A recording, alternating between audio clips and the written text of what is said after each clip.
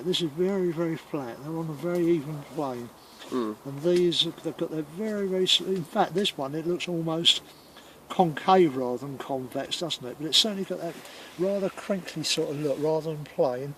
And these scales, which unfortunately because of the rain are going to look dark, but they are in fact straw coloured. They do not have the dark stripe down the centre. It should be fairly uniform. Yeah, I can see that on your finger there. Yeah. They are uniform. The stipe is generally longer. Now I've plucked that one off at ground level and you can see that stipe is only 2/3 of the length. Yeah. And if you compare it with the broad bucklers behind you, they arch a great deal more. So What was the name definitely again? Carthusian.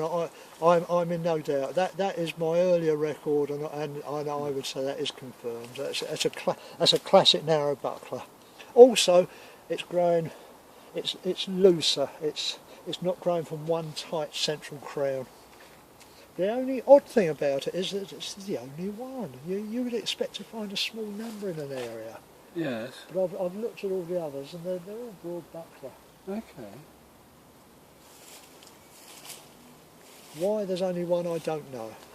In this area, well certainly on the common, it's the only plant I know of on the common, although we have John Riley recorded one in 2003 down at Grove Ponds.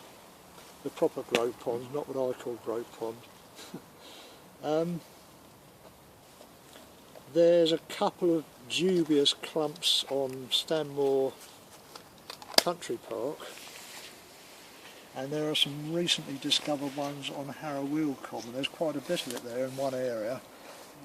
And those are very odd ones. They're very, I mean, narrow buckler fern is supposed to be narrow. And that's a classic example. That is narrow, but that frond and that frond, that's fairly narrow. But those two are very, very triangular in outline. Yeah. And the ones on Harrow Common are as well. I haven't looked at those this year, but when I saw them last year, they were less than half the size of these, and they were narrow buckler, but they weren't the most convincing in the world. But the main thing is the lack of the dark spot on the scales at the bottom. And these look rather pale. I'm sure that's broad buckler though. It's dried out now. It's got a very different look to it, a different jizz. And the one in your hand is? Broad buckler. That's broad buckler. That's from that clump there. Yep. There's a classic one on that tree stump down there. It's leaning, it's arching. And who marks the spot? Yeah, or